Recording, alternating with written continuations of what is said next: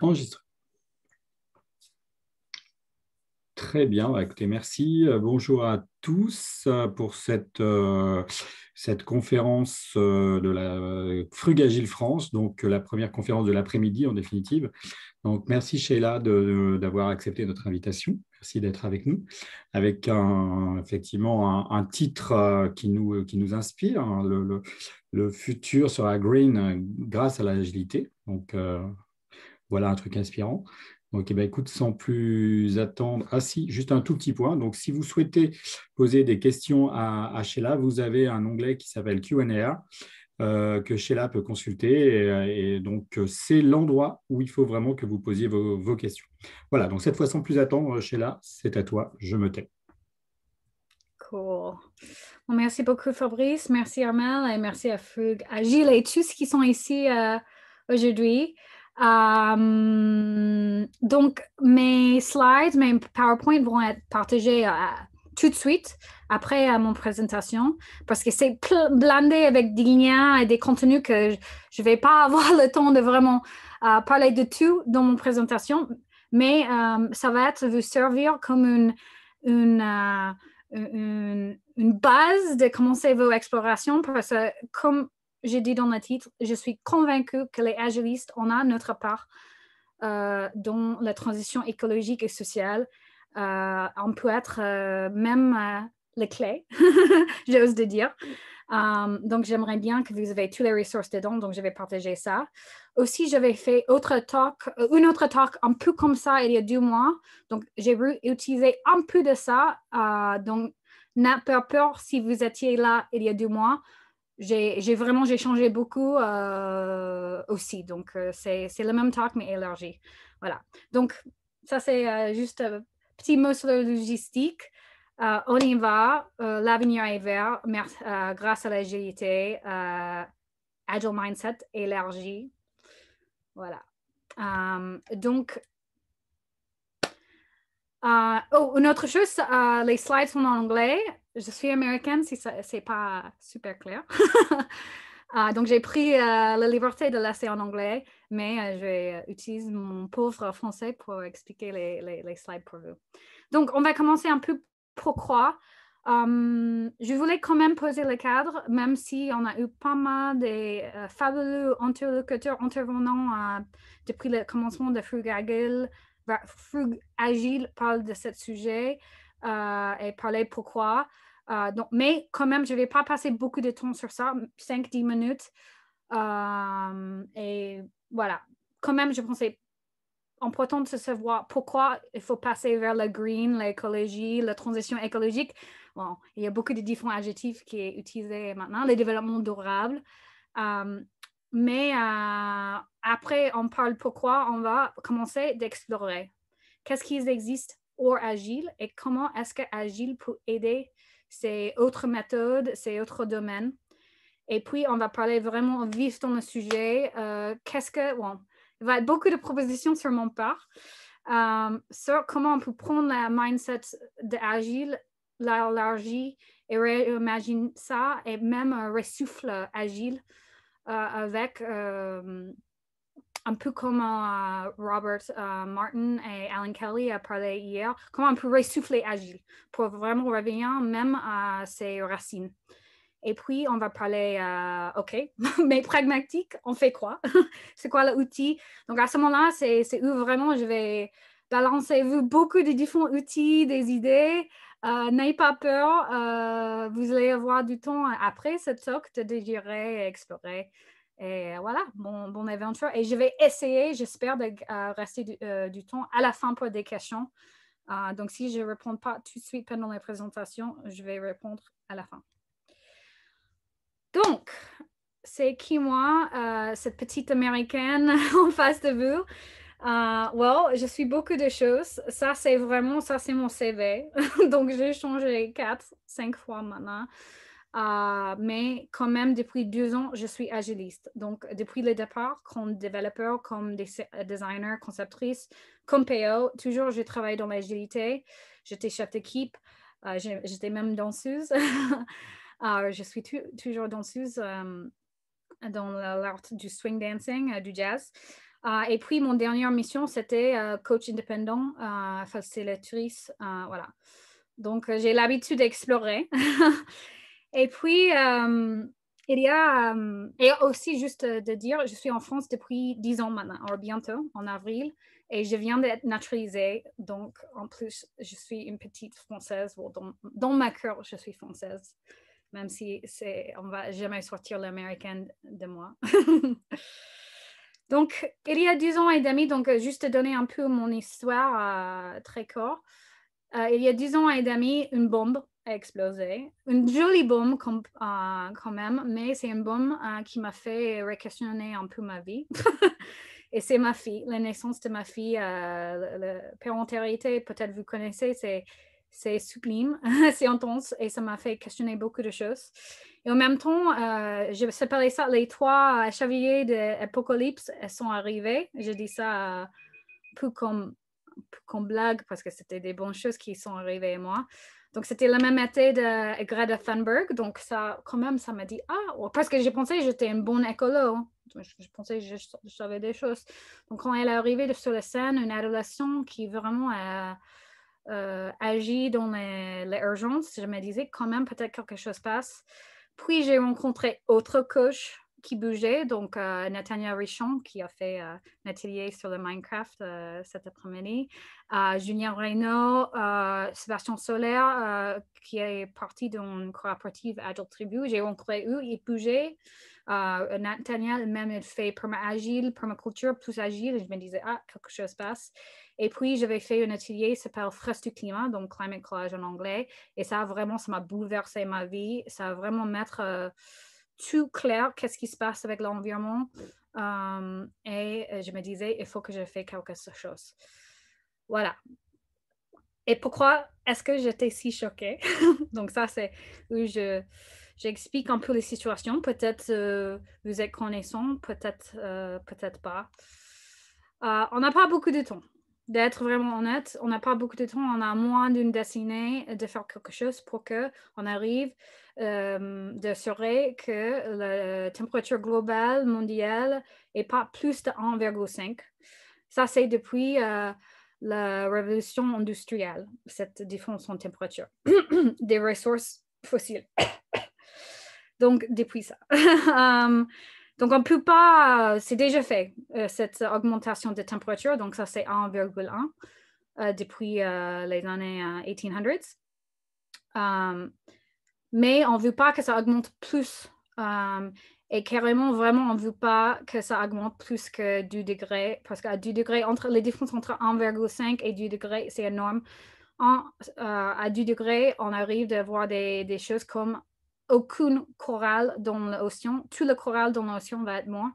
Et des climate bombs, des boucles de rétroaction va déclencher. Déjà, ça commence comme le permafrost.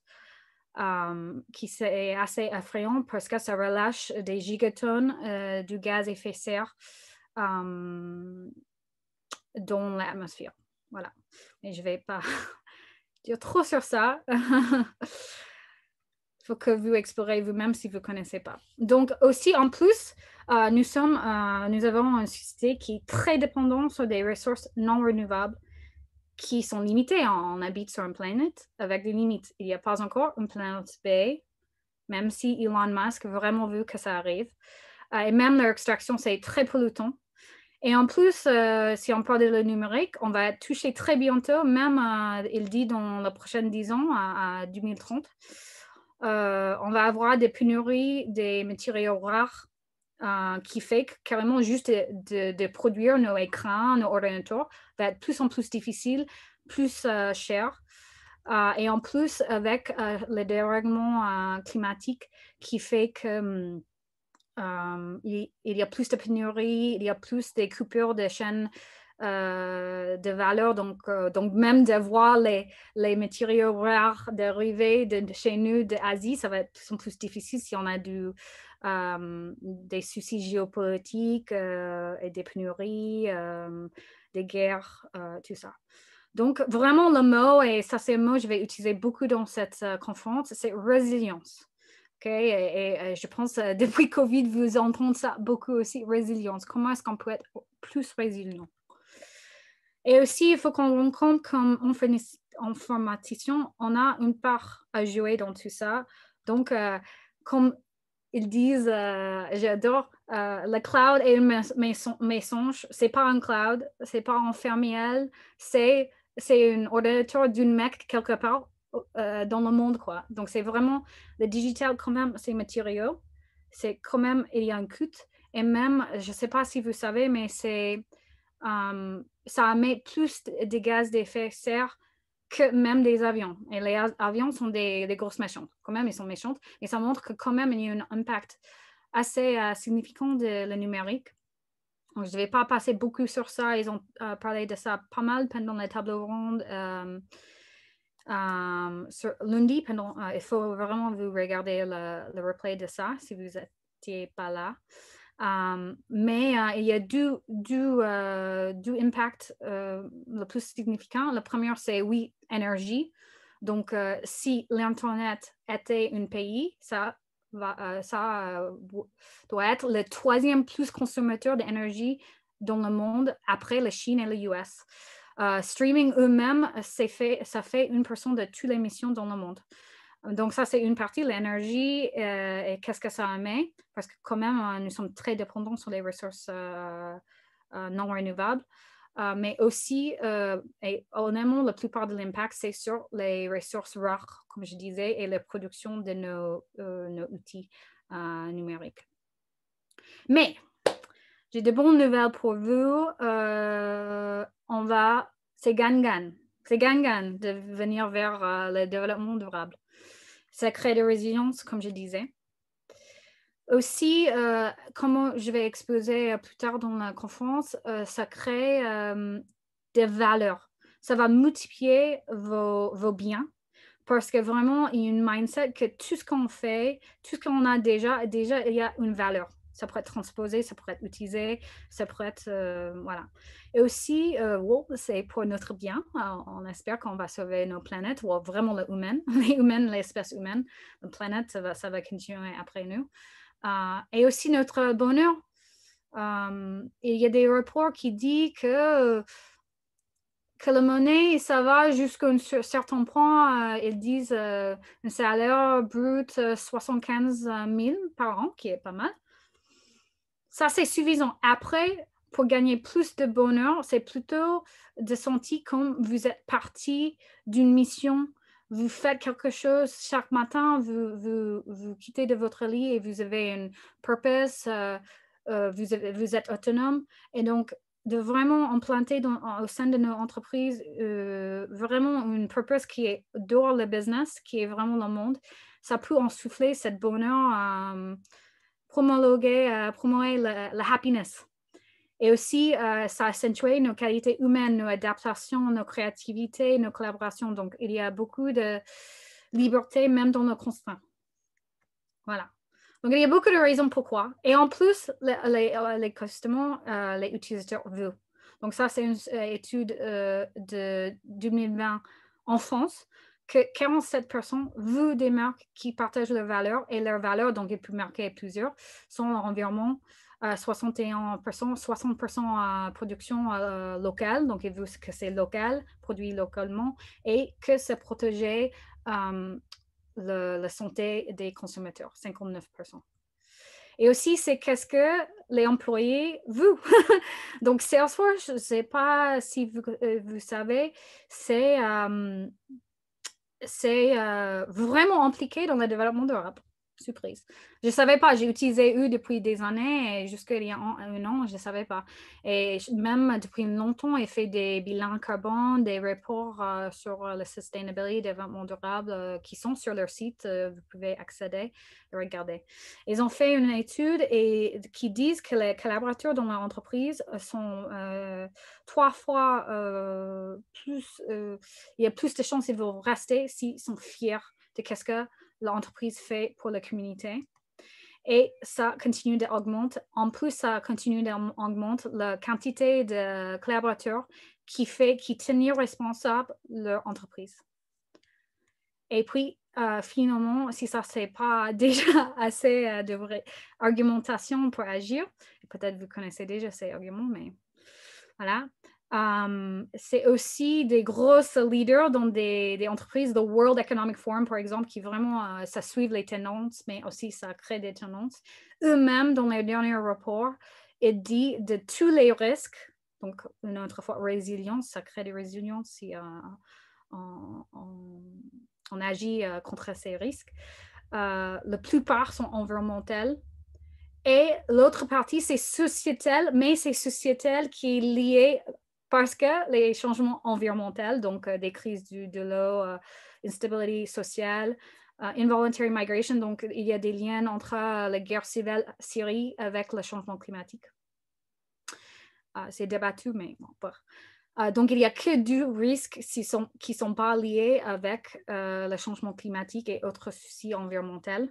Et même en 2020, ils ont fait un manifesto qui disait que même c'est primordial pour des entreprises d'être partie de la 4e Industrial Revolution. Ils voient ça comme un vecteur d'innovation de ouf. Et ça, vraiment, c'est l'avenir de l'entreprise, c'est d'être des entreprises à mission. Voilà. Donc, on a passé, j'ai vidé mon sac un peu. Ça, c'est un peu pourquoi et des bonnes raisons pourquoi aussi. Maintenant, on va explorer hors agile parce que maintenant, ça ouvre, comme j'ai dit, ça ouvre un canal d'innovation de ouf, de cross-pollination avec autres méthodes, autres philosophies. Et on va voir, OK, c'est quoi la place des agilistes dans ces milieux? Donc, peut-être vous connaissez, peut-être vous ne connaissez pas, mais une chose s'appelle l'économie circulaire. C'est assez formidable.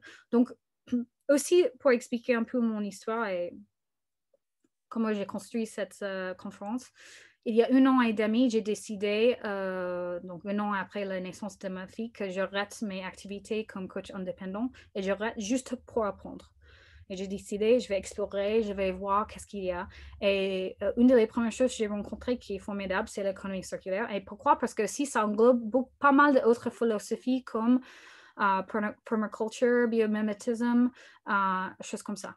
Cradle to cradle, berceau à berceau. Donc ça, vraiment, je conseille de vous regarder. Et j'avais eu pas mal de conversations avec des experts dans le milieu, une en particulier, Melanie Laborde, et on a parlé mindset. Et elle disait, et aussi j'ai vu ça autre part, qu'une des premières clés de l'économie circulaire, c'est il n'y a pas de déchets, ça n'existe pas, il n'y a que des ressources. Comme je disais avant, ça vraiment, ça multiplie nos biens. Et c'est quoi l'économie circulaire? C'est de créer un écosystème naturel. Donc, créer un écosystème dans l'entreprise, dans votre quartier, donc c'est pas que pour l'entreprise, dans votre village, qui est un écosystème qui est résilient. Que vraiment, il pense dans cette méthodologie, dans cette philosophie du cycle de vie complet, long-term, systémique, vraiment une vision systémique. Il travaille en symbiose, interdépendance. Il regarde beaucoup la nature. Comment ça marche avec la nature? Parce que quand même, il y a millions d'années d'apprentissage on peut prendre de la nature. Donc, c'est coopératif, c'est réciprocal, c'est plutôt dans le gagne-gagne et pas le gagne-perte. C'est adaptif et c'est prédictif un peu, donc il voit un peu qu'est-ce qui pourrait être l'impact, mais vraiment, il arrête.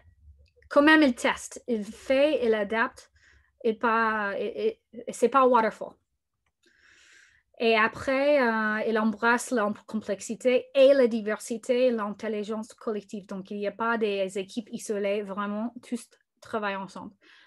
Donc, peut-être qu'est-ce que je viens d'exposer à vous donne un indice de quelques aspects, nous comme agilistes, des choses qu'on a en commun comme agilistes. Donc, j'ai marqué où j'ai pris la liberté de placer ça en vert.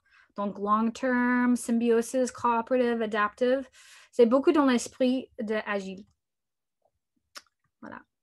Et juste te donner quelques exemples. Une qui Romain a donné lundi, Cornart. Donc, il prête des produits et des écosystèmes. Donc, produits, c'est par exemple Cornart qui crée des chauffages des bâtiments au chauffage d'eau qui sont des serveurs qui fait des calculations, des données et en même temps chauffe.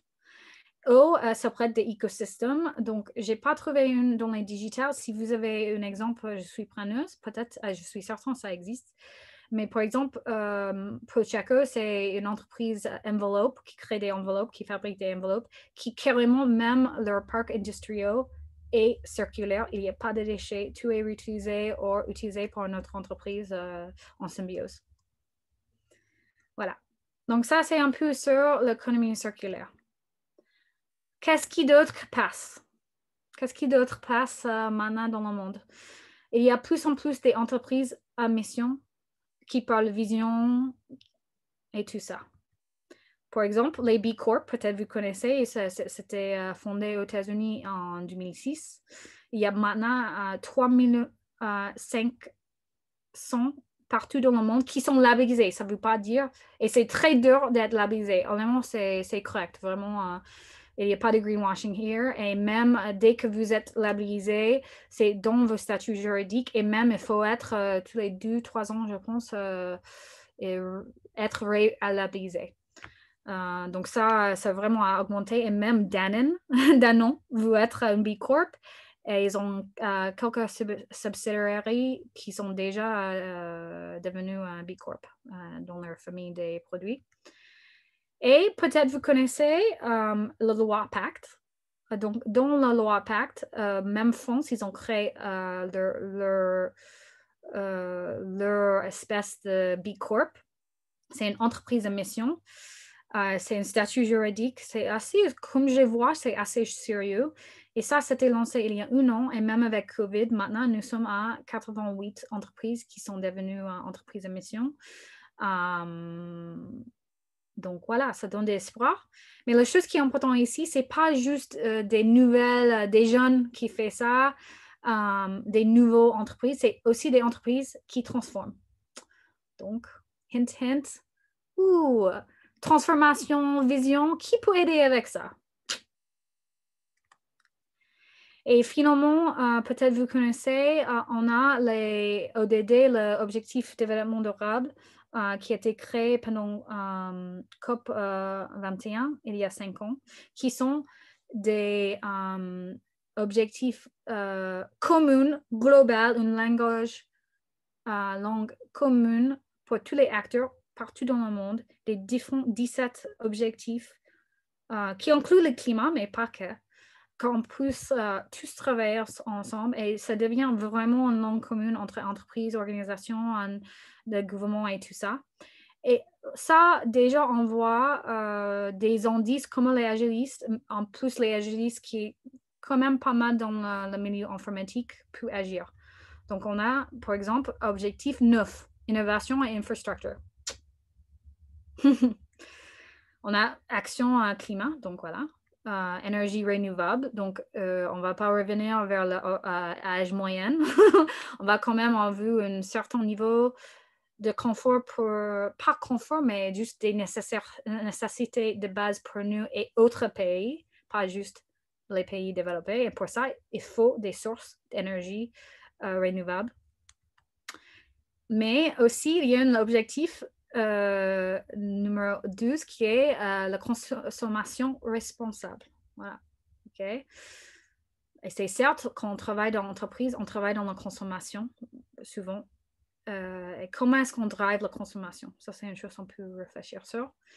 Et aussi, je peux pas m'empêcher de aussi encercler réduction des inégalités parce que quand même, je trouve que les agilistes, on a un bon esprit. Nous ne sommes pas parfaits, mais quand même, dans la base, on croit dans la voie de tous les mondes dans l'équipe, dans tous les mondes dans l'entreprise. Et si on peut nous-mêmes utiliser ça pour combattre des inégalités autre part, pour faire que autres voix sont entendues. Déjà, on a cet esprit en tête. Pourquoi c'est important d'avoir les diversités. Voilà. Donc, maintenant, avec les prochaines 25 minutes, je regarde le temps, on va vraiment entrer dans le vif de le sujet agile. Okay? Donc, on a vu un peu les situations, qu'est-ce qui existe ailleurs, on peut inspirer, on peut cross-polliner avec. Mais maintenant, concrètement, et comme on dit souvent comme agiliste, c'est toujours une chose de mindset. C'est pas méthode, c'est mindset. Donc, on va parler mindset. Et pratiquement, comment on peut élargir, ou c'est quoi l'avenir et comment peut-être on peut élargir cette mindset. Bon, bref, on verra. Et puis, après, qu'est-ce qu'on peut faire avec ça? Donc, une autre fois en question, est comment est-ce qu'une agiliste peut être un catalyseur de bien? Pas juste diminuer leur impact, qui est super, il faut commencer là. Je ne dis pas que tout le monde doit devenir Greta Thunberg. Mais quand même, je me dis, il y a des qualités dans les agilistes. Comme j'ai dit avant, je suis agiliste depuis 12 ans. Je n'ai pas dit, mais j'ai utilisé ça chez moi. J'ai des post-it partout. Je ne vais pas débattre si les post-it sont green ou non. Donc, même chez moi, j'ai utilisé Agile. Donc, je pense qu'en amont, il y a des qualités d'Agilis qui prêtent même des drivers de la transition écologique. Parce que nous sommes déjà des catalyseurs de bien chez nous, dans nos entreprises. C'est au cœur de qu'est-ce qu'on fait. On sait comment on essaie de créer des happy teams qui organisent, qui créent des valeurs, qui reconnaît les valeurs dans chaque de nos membres. On essaie de créer des produits qui sont long living, qui ne sont pas que projets. On cherche de comprendre, d'agir sur des besoins, on aiderait, on mesure, on apprendre. C'est beau. On essaie aussi, on fait beaucoup, on apprend beaucoup de nos failures, nos échecs, mais aussi on essaie de créer des équipes cross-organisationnelles avec une mission qui leur lie, par exemple en scale. On crée des systèmes on essaie d'être quand même durables. Et en plus, comme j'ai déjà un peu fait un clin d'œil avant, on a déjà travaillé dans le changement de système complexe et les changements des cultures complexes. Parfois un échec, parfois un réussi, mais quand même, c'est déjà dans notre ADN d'être radical. Donc, la question, est-ce que maintenant, nous sommes prêts d'utiliser ça pour les défis du siècle, même les défis de l'humanité?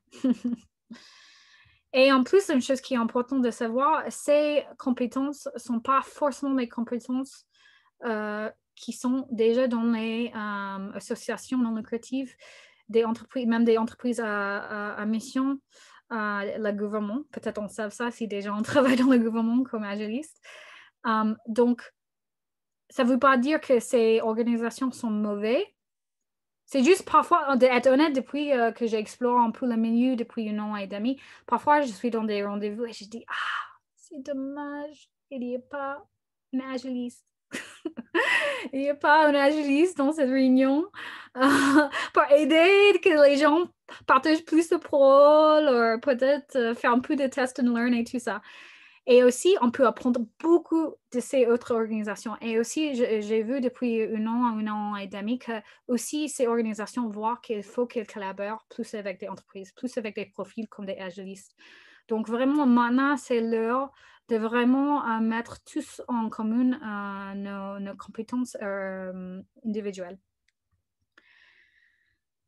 OK. Maintenant, je vais brûler les cartes un peu. Donc, agile, peut-être vous connaissez cette phrase.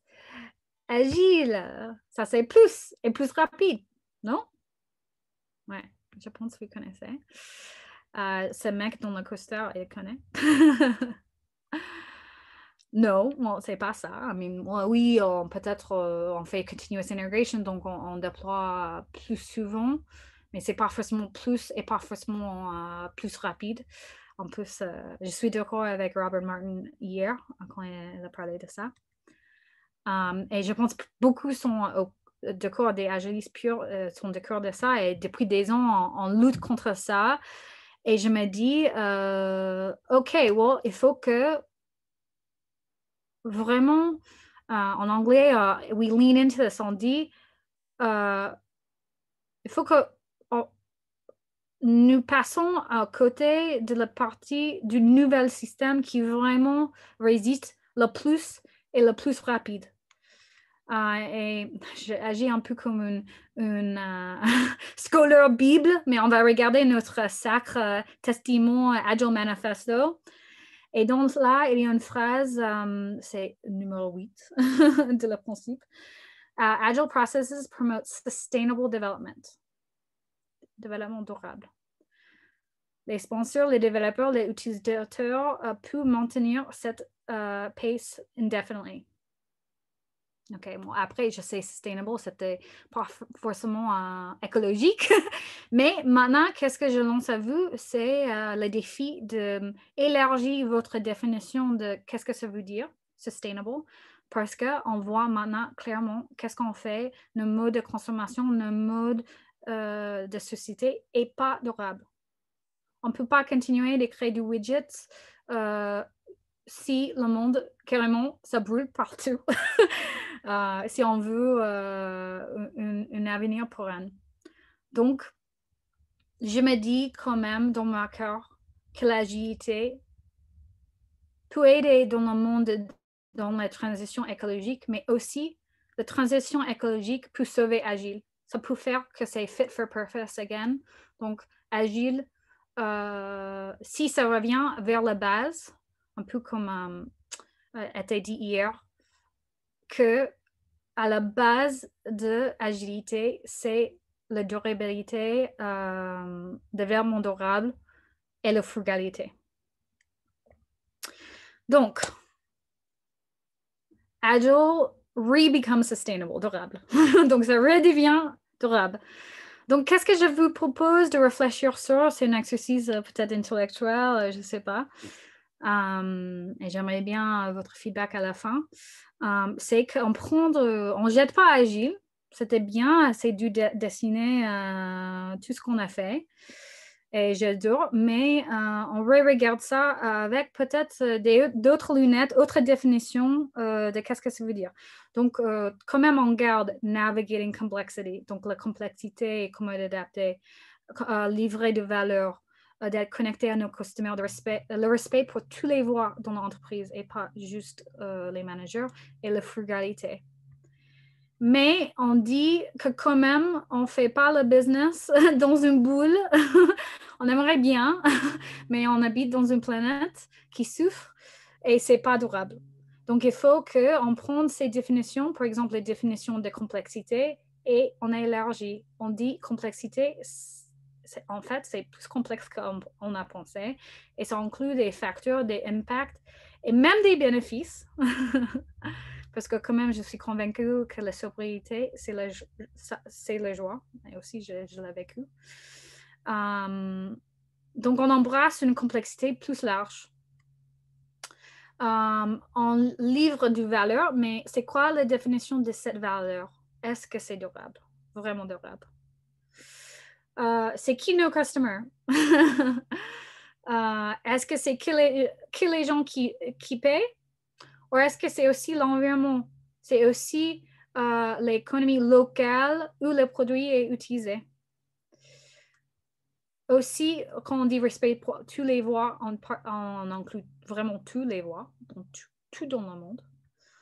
Et ce n'est pas forcément un changement de définition, mais c'est une autre fois de regarder la frugalité et comprendre que juste parce qu'on peut faire, ça ne veut pas dire qu'on doit faire.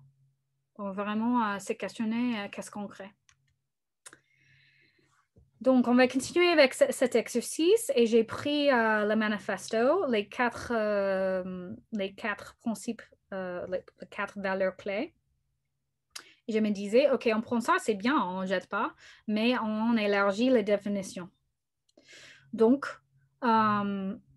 individual et interaction sur processus et outils. C'est bon, mais on enlarge ça et on dit cooperation de tous les individus, respectons qu'ils sont uniques, ils sont des individuals, à le bénéfice à notre monde. Et ça, c'est plus important que les processus, des outils et des profits financiers. Après, l'argent en soi, c'est pas mauvais, c'est une moyenne. C'est de reprioritiser pour que c'est une moyenne pour faire des bénéfices ou juste pour vivre et pas une end en soi. Même comme les processus sont pas mauvais en soi non plus. Donc, travail, working software over comprehensive documentation. Pour moi, ça traduit plus large en valeur du value, c'est mieux que le gaspillage. Il faut qu'on build the right thing, donc on connaît bien cette phrase, construire les correctes choses et arrêter de chasser le plus et le plus et le plus. Et vraiment aussi d'accepter le défi de faire plus, peut-être plus, mais au moins de satisfier nos besoins avec moins. De chercher de suffisance. Oh my gosh, that word.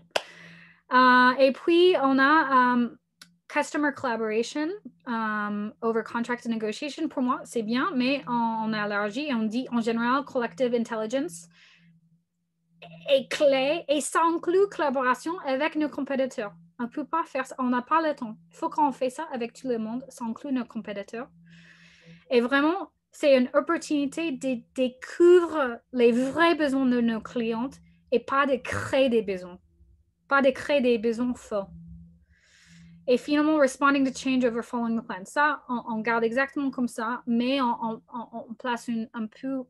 Well, nonetheless, il faut quand même projeter c'est quoi l'impact et quand même penser big picture.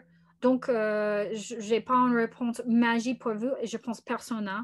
Vraiment, maintenant, le développement durable et qu'est-ce qu'on fait maintenant, c'est vraiment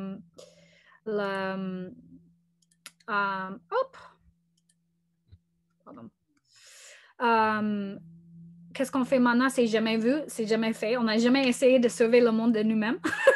Donc, il faut qu'on fait, il faut qu'on teste, mais quand même, il faut qu'on projette quand même. Il ne faut pas qu'on scale trop rapide. On trouve des petits tests, on voit si ça marche et on continue, toujours gardant le big picture, le haut de la montagne en tête. Mais c'est plus complexe que ça, donc je vais ajouter un plus. Local over global. Diversité et inclusivité plus que standardisation. Donc vraiment, c'est un bien, notre diversité. Et systems thinking over short-term ownership. Et ça inclut notre environnement au travail. Donc ça, c'est aussi une chose que je voulais repérer parce que je prends toutes les libertés parce que pourquoi pas. C'est de vous rappeler que, mais je pense quand même les Agilis sont pas mal avec ça, que tout ce qu'on a fait, il faut qu'on applique chez nous. Il faut que si on essaie de faire que le monde est plus juste, il faut que aussi chez nous, dans nos espaces de travail aussi, on agit avec de justesse et du care. Donc, drumroll. Ça, c'est un petit manifesto que j'ai créé. J'avais eu pas mal de discussions avec des autres sur cette manifesto que je vais partager, exposer à vous. Je ne sais pas si je vais faire quelque chose avec ça. Et aussi, il y a beaucoup de liens entre ça et Agile, Radical Agile et choses comme ça. Mais voilà, c'est un bon départ pour beaucoup de discussions. Donc, c'est quoi pour moi le sustainability mindset ou l'agile mindset élargi? C'est people and planet over profit. C'est toutes les choses est partie d'un système et pas je suis l'exception, je suis pas, ça va pas m'affecter. Non, ça va t'affecter. Nous sommes tous dans cette situation ensemble, on fait ensemble. Valeur, c'est plus important que gaspillage. Il faut que vraiment tout est utilisé. Moins, plus que... donc, il faut qu'on frugal, donc moins est mieux que plus. Local, plus que global. Diversité et inclusivité, plus que standardisation. Long term, plus que court term. Mais quand même des petits pas plus que les grandes. Et collaboration et le collective intelligence est plus important que compétition et domination. Et finalement, learning plus que ego. Donc, pour moi, une autre phrase qui résume ça bien, c'est pas que system thinking, mais ecosystem thinking. OK. Donc, je vais accélérer un peu. Ça, c'est la dernière section. Et vraiment, peut-être pourquoi vous êtes ici. Qu'est-ce qu'on fait? Qu'est-ce qu'on fait? Donc, comme j'ai dit, je vais donner vous tout le PowerPoint tout de suite dans le chat. Donc, si je fais rapidos, n'ayez pas peur, vous allez voir quasiment toutes les images sont des liens pour apprendre plus. OK, let's get started. On va acheter un gobelet réutilisable. On va en mentalisme, gagner. OK, c'est bien, achète cette cape, mais c'est pas suffisant. Il faut qu'on pousse nos solutions. Il faut qu'on voit quand même, on n'arrête pas dans la solutionnisme et un produit va satisfaire et puis on arrête de penser. Non, il faut qu'on pousse plus nos réflexions. Ah, bon, à ce moment-là, je vais aller dans la forêt et je juste habite sans électricité et tout ça. OK, si tu veux. Mais les choses que je vais proposer pour vous, c'est pour les citoyennes, citadines comme moi, qui ne veulent pas quitter la ville, bon, sauf c'est un peu dur avec le COVID, les villes. Mais vous vraiment aller faire du bien où ils sont maintenant et peut-être ils ne veulent pas faire une chose ouf comme j'ai fait, je ne sais pas pourquoi j'étais folle, de quitter mon boulot et faire que écologie. Parce qu'en fait, quand j'ai commencé, je me disais, je ne vais pas être une agile coach, je vais être une ecological coach.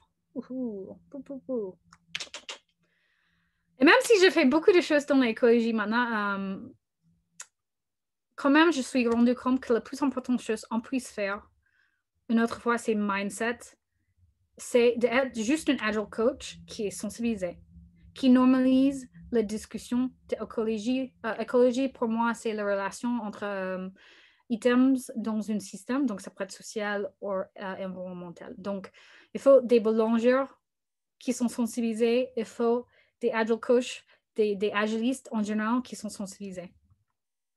Donc, c'est une transformation. Donc, je sais que les gens adorent des timelines et des schémas, donc j'avais essayé de faire ça dans une façon très linéaire. Après, on sait c'est pas linéaire, c'est une transformation, c'est messy. Mais quand même, je vous donne une idée de comment vous pouvez traverser cette transformation vers un agiliste sensibilisé ou acteur ou chose comme ça. Catalyzer. Donc, la première chose, c'est exploration et conversation. Donc, déjà, congrats, vous faites ça déjà, d'être ici en écoutant moi dit blablabla. Donc, il faut éduquer vous-même et ça inclut faire votre bilan carbone. Donc, il y a un lien dans le PowerPoint, mais aussi vous pouvez chercher pour le calculateur carbone d'Adam, qui est pas mal. Lire des bouquins, faire des meet-up, voir des conversations. Et j'ai placé beaucoup de ressources à la fin de cette PowerPoint, mais après, il y a beaucoup d'autres ressources. Aussi, vous pouvez faire des ateliers du awareness comme les fresques. Donc, il y a pas mal de fresques maintenant. Donc, je fais mon petit publicité parce que je suis une agiliste, mais maintenant aussi, je suis une die-hard fresqueuse. Vraiment, ces ateliers sont vraiment bouleversants, ils sont passionnants. Il y a maintenant des fresques du climat, des fresques du textile qui arrivent, fresques du numérique, et vraiment, c'est des ateliers qui vraiment vont ouvrir vos yeux à qu'est-ce qui se passe et qu'est-ce que vous pouvez faire. Donc, et même, vous pouvez devenir facilitateur vous-même très facilement. C'est une association non lucrative. Voilà. Bref, donc, allez, éduquez vous-même, testez, voilà. Aussi, être cette personne dont, donc, ça, c'était dit un peu dans la table ronde, mais être cette personne dans la réunion qui demande quelques questions un peu comme une petite fleur. Commencez de lancer la conversation. Ouais, est-ce qu'on a regardé le fournisseur de notre serveur? Où est-ce qu'ils sourcent leur hardware? C'est quoi les sources de les métaux? Well, OK, on va déployer ça, mais comment est-ce que après c'est fini? Qu'est-ce qu'on fait avec ça? Est-ce qu'en plus nos customers te consomment trop et quoi? Qu'est-ce qu'en plus nos customers à faire? Est-ce qu'il y a des réponses faits? Oh, comment est-ce que ça impacte l'économie locale où le produit est utilisé? Est-ce que ce software est resource friendly, sobre en énergie? On a déjà eu des ordinateurs l'année dernière et même il y a 5 ans. C'est conseillé de garder nos ordinateurs au moins 10 ans, juste pour info. Peut-être un peu après, non? Or, vous pouvez vraiment agiter si c'est un grand groupe et dire vous avez dit il va être un bilan carbone. C'est où?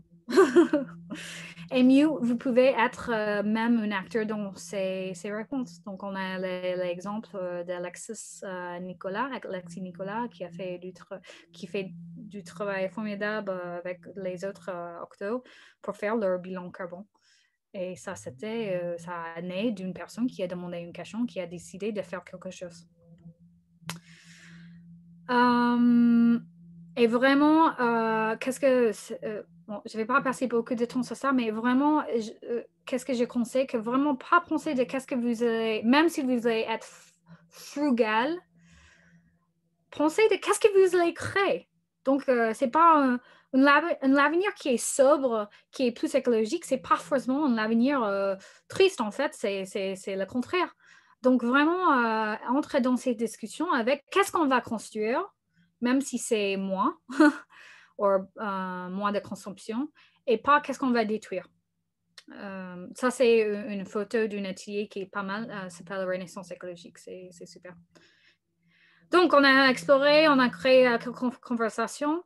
Maintenant, on peut passer, ou peut-être tout de suite, on peut passer dans l'analyse. Donc, on peut faire des cycles d'analyse de cycle de vie. On peut faire des bilans carbone. Même si c'est une plus grande entreprise, on peut faire, apparemment, Salesforce, ils ont tous une plateforme pour faire des comptables de notre émission carbone. Aussi, on peut regarder, pas juste le carbone, parce que ça, c'est pas le sous-chose à regarder, mais en général, nos impacts avec, il y a un outil gratuit, carrément, vous pouvez faire ce soir, créer un compte sur le B Corp Impactment Assessment et déjà commencer à répondre aux questions et voir c'est quoi votre impact. Et aussi, vous pouvez joindre des communautés comme Impact Management Project. Parce que, comme j'ai dit, c'est jamais vu avant. Tout le monde, on essaie des trucs. On ne sait pas qu'est-ce qui va marcher 100%. Donc, il y a pas mal de communautés qui discutent. Well, à la fin, c'est quoi la meilleure façon de vraiment mesurer notre impact? Et puis, donc, je vais vraiment accélérer pour qu'on ait un peu de temps pour les questions. Il faut qu'on re-regarde, comme j'ai dit, nos définitions. Donc, c'est une opportunité parce qu'il y a toujours un business canvas pour toutes les problématiques. Et il y a pas mal, par exemple, il y a 4D qui sont liés, en plus, ça lie avec des ODD, ça c'est super. Il y a le Mission Model Canvas, il y a tout un tas d'outils de Circulab qui sont gratuits. Donc, viens, commencez de voir de ces conversations avec votre équipe, ou peut-être si vous avez la main dessus avec l'entreprise totale, je ne sais pas. Mais commencez de voir c'est quoi votre mission et langue commune. Et ça inclut vos KPI, pas que d'argent. Par exemple, vous pouvez ajouter une KPI qui est combien de temps est passé, que vous voulez que les gens passent moins de temps sur votre appli, mais quand même achever le même objectif. Ou ça pourrait être la sobriété d'énergie de vos hostings, je ne sais pas. Aussi, parler, c'est quoi les valeurs, pas que business, que vous voulez mesurer et utiliser pour priorisation. Et même comment vous créez vos user stories. Donc, j'ai fait une proposition. J'ai jamais vu ça avant. Peut-être ça existe. S'il vous plaît, me dites si vous connaissez une équipe qui fait comme ça. ou si vous décidez d'utiliser comme ça, mais j'ai un peu imaginé qu'est-ce qui se prête une agisse dans 3 ans, 4 ans, une user story qui on a un business impact, un business value, un impact value. On a même tagué quel ODD ça touche, donc ODD 9 infrastructure. Et puis dans la user story, on dit le user, mais aussi comment ça se connecte avec les besoins de la planète ou l'économie locale. Et on a même une personne, chez Suarez de Flores, très intelligent, qui dit peut-être on doit faire une carbon spike avant qu'on fait ça. Donc voilà. Donc je laisse vous imaginer. Parce que oui, donc aussi regarder multiple capitalism parce que il y a d'autres capitaux maintenant qui est discuté, pas que les capitaux finances, mais les capitaux naturels, capitaux humains, et même des boards et des stakeholders commencent à utiliser ça comme mesure et pas juste les capitaux finances. OK. Je vais accélérer. Je vais faire la prochaine partie une minute. On y va. Donc, test, learn, integrate. Donc, on peut faire design thinking circulaire. Il y a beaucoup d'outils gratuits grâce à IDEO et autres fondations. On peut faire Green IT. Donc, je ne vais pas répéter ça. Vraiment, regardez la table ronde de lundi et aussi le talk de Romain lundi soir. J'ai placé aussi des liens qui étaient partagés pendant ces talks. Aussi, on peut utiliser les refuse, reduce, repair, reuse. Utilisez ça chez vous. Ça implique même des choses numériques. Et puis, n'oubliez pas, dans le long terme, vous êtes des role models. Donc, placez tout ça, s'il vous plaît, en commun. Être transparent, faire du traceability. Par exemple, Loom et Patagonia, c'est super pour ces types de choses. Même elles poussent leurs clients d'achète-moi. Donc, ils utilisent des marketing pour des biens. Expérimentons des nouveaux modèles et avoir de patience parce que quand même, c'est un changement des systèmes. Mais la bonne nouvelle, on n'a pas besoin de tout de changer. Juste un pourcentage des gens qui après va faire qu'il y ait un bouleversement. Voilà, parce que il y a beaucoup de pouvoir dans les actions des individus. En fait, ça c'est comment on fait du changement dans ce monde. C'est par les actions individuelles. Donc, Agilis, we need you. Vous êtes essentiel. Et merci. Donc, je vais regarder maintenant. J'avais peur de voir qu'il y a beaucoup de questions ou des choses que j'ignore. Tu as une question dans le Q&A qui va peut-être du coup en générer d'autres. D'accord. Donc, merci pour ta OK, donc c'est Alicia. Merci pour ta présentation. Tu parles de Agile Mindset dans ta présentation. Quelle est la différence entre un mindset Agile et une culture Agile? Pour moi, c'est mindset, c'est l'individuel. Donc, moi, j'ai un mindset. Et culture, c'est plutôt le groupthink. Donc, le mindset individuel n'empêche pas même nos leaders quand on veut changer, nos chefs de nos entreprises quand on veut changer leur état d'esprit. Même eux, il faut qu'ils fassent le changement individuellement dans leur mindset avant qu'ils arrivent de créer une culture dans nos entreprises et aussi tous les acteurs individuels de créer une culture. Donc, pour moi, la culture et les mindsets, c'est très lié. C'est juste l'ordre de grandeur individuelle ou groupe. Voilà. Et aussi, la culture aussi pourrait être différente dépendant sur le produit, l'entreprise, la ville. Voilà. J'espère que ça répond à ta question. N'hésite pas à préciser. Donc, je regarde dans le chat. Il est 17h57. Du coup, s'il y a encore une question, on peut la prendre. Ce que je peux dire en attendant, c'est je vais faire une annonce. puisqu'on l'a décidé cet après-midi. Vous avez été nombreux finalement à nous demander qu'il y ait une deuxième semaine. Du coup, il y aura une deuxième semaine de conférence la semaine prochaine. La semaine prochaine, la conférence Frugagile continue. Nous tentons le stop enfin voilà, nous avons tenté le stop et encore. Vous nous avez dit encore, il y aura une deuxième semaine de conférence. Et durant cette deuxième semaine, justement, Alexis Nicolas viendra nous présenter le bilan carbone chez Octo. Et il y aura aussi une conférence sur le circular design. Donc, on espère que tu vois, Sheila. Et je pense que tu as une deuxième question dans le chat. Donc, quand les finances, donc merci Marc Bouvier. Et aussi, j'ai trop hâte parce que je voulais voir le talk d'Alexis. Marc dit, quand les finances d'une entreprise sont menacées, peut-on convaincre ses dirigeants de considérer l'impact environnemental? Oui. Et en fait, c'est pas mal que l'entreprise à mission arrive en France et c'est plus cadré parce que quand même ça commence de montrer des études des cas qui montrent qu'une entreprise pourrait même devoir plus de bénéfices, au moins être rentable et quand même être écologique. Donc, il y a pas mal d'exemples des entreprises qui peuvent faire les deux. Donc, je vous recommande de vous pousser eux de voir ça comme une piste d'innovation. Même, ça peut sauver leur entreprise. Je suis convaincue et je sais qu'il y a des exemples de ça. Je n'ai pas une en tête. Mais vraiment, regardez la piste de B Corp et entreprise à mission pour des exemples de citer. Voilà.